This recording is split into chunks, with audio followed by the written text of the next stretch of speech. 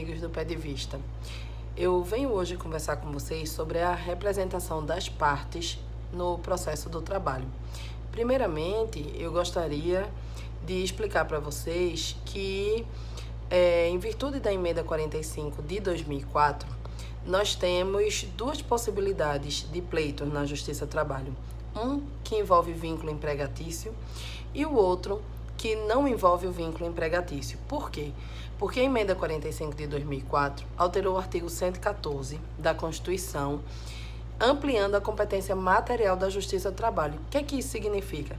Significa que não só o empregado e o empregador podem pleitear na Justiça do Trabalho, mas também o eventual, o autônomo, o avulso também podem pleitear na Justiça do Trabalho, embora não estejam invocando o vínculo empregatício. Em virtude disso, é importante salientar para vocês que o empregado e o empregador, quando pleiteiam, em virtude do artigo 791 da CLT, eles passam a ter capacidade postulatória, empregado e empregador. É importante deixar isso claro. Eles têm capacidade postulatória e eles podem pleitear independentemente de advogado.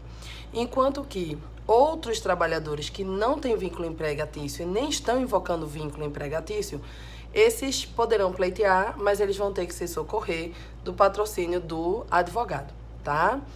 Para que eu estou explicando isso? Para explicar para vocês que lá no artigo 843 da CLT, que trata da representação das partes no processo do trabalho, a previsão é que na audiência trabalhista, as partes devem comparecer independentemente de seus advogados. Ou seja, se o advogado comparecer e a parte não comparecer, tá? Sendo a parte reclamante ausente, a reclamação será arquivada e logo após haverá extinção do feito sem a resolução do mérito. Entretanto, se a parte reclamada vier a se ausentar, aí vai ser decretada a revelia e a confissão da matéria de fato. Isso por quê? Porque o advogado não vai suprir, né, a ausência dessa parte. Ela precisa estar presente. Agora, é importante explicar para vocês que o artigo 843, no CAPT, ele prevê que essas partes, né, elas podem, aliás, não exatamente as duas partes, mas os empregados podem se fazer representar pelo sindicato se estiverem postulando uma reclamatória plurima, ou seja, uma reclamação trabalhista, onde há litisconsortes, porque aí o sindicato pode representar esses litisconsortes para que não haja na audiência uma quantidade muito grande, né, de litigantes, e na ação de cumprimento, que na forma do artigo 872 da CLT, é aquela em que os empregados pleiteiam o cumprimento da sentença normativa, tá? As empresas que fazem parte da categoria econômica não estão cumprindo alguma cláusula da sentença normativa, por exemplo, e eles querem pleitear esse cumprimento. Vale salientar que isso ocorre porque a sentença normativa, ela é recorrível, mas ela não é execuível, porque o conteúdo dela é norma. Então, se você quiser o cumprimento da sentença normativa, você precisa apresentar uma reclamação trabalhista especial, denominada ação de cumprimento, onde você vai pleitear o cumprimento dessa sentença normativa sob pena de multa, tá? E aí o sindicato poderá representar as partes interessadas nesse pleito, tá? Nessa ação de cumprimento na audiência trabalhista. Nesse caso, os empregados podem se ausentar desde que o sindicato os represente. Vale explicar para vocês também o seguinte, que na forma do parágrafo 1º do artigo 843, o empregador poderá se fazer representar por um preposto. E aí vem a novidade decorrente da reforma trabalhista, que esse preposto, ele não precisa ter vínculo empregatício, tá, com esse empregador, basta ter conhecimento dos fatos. E uma coisa interessante é isso, é que ele não precisa, né, logicamente, ter vivenciado, né, os fatos, ele só precisa ter conhecimento. Então, isso é uma questão importante, ele não precisa ter testemunhado, tá?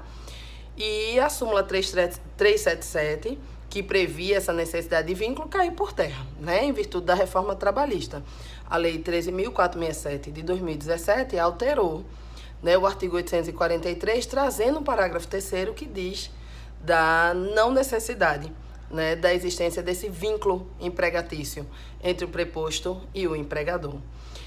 Já o empregado, se por um motivo ponderoso, e é importante eu explicar para vocês que na CLT a menção é poderoso, mas as edições geralmente trazem uma notinha explicativa que o correto seria ponderoso, né? Que no projeto, inclusive, seria assim, mas que na edição oficial houve um errinho e que o certo seria ponderoso, algo que se pode ponderar. Então, se por um motivo ponderoso ou em virtude de doença, o empregado não puder comparecer, né, à audiência, ele pode se fazer representar por um outro empregado da mesma profissão. Não precisa trabalhar na mesma empresa, não precisa ser da mesma categoria, basta ser da mesma profissão, tá? Ou pelo sindicato. O sindicato também vai poder representá-lo nesse momento. Essa representação, né, na audiência, por um motivo ponderoso, por um motivo de doença, é apenas para suprir a falta realmente daquele empregado, porque o que o sindicato disser, o que esse outro empregado mencionar, não vai obrigar o empregado que se ausentou. Isso não acontece em relação ao preposto. O que o preposto disser obriga o empregador, tá? Então, são circunstâncias totalmente distintas. É importante colocar isso para que a gente saiba que, no caso do preposto, o que disser obriga o empregador. Agora, no caso daquele empregado do sindicato que representa o empregado que precisou se ausentar por motivo ponderoso ou por motivo de doença, tá? Essa representação é só para não arquivar a reclamação, ou se ele for a parte reclamada, para que não haja a revelia ou a confissão da matéria de fato, tá? Um último ponto que é super importante colocar é que o artigo 844 trouxe para a gente uma novidade no seu parágrafo 5º, decorrente da reforma trabalhista também. É que, se ausentes as partes, né, nós já sabemos que no caso do empregado, no caso do reclamante, vai haver o arquivamento da reclamação.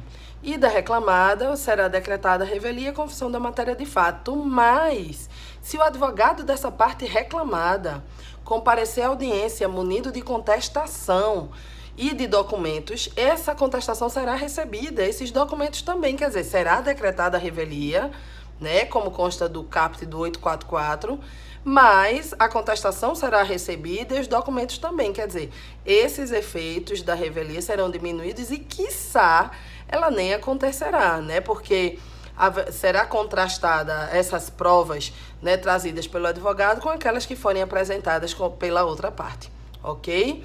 Então, tudo isso é novidade, advém da reforma trabalhista, são pontos importantes que a gente deve observar e debater, ok? Se você tiver mais dúvida, pede vista. Um grande abraço para vocês e até mais. Tchau!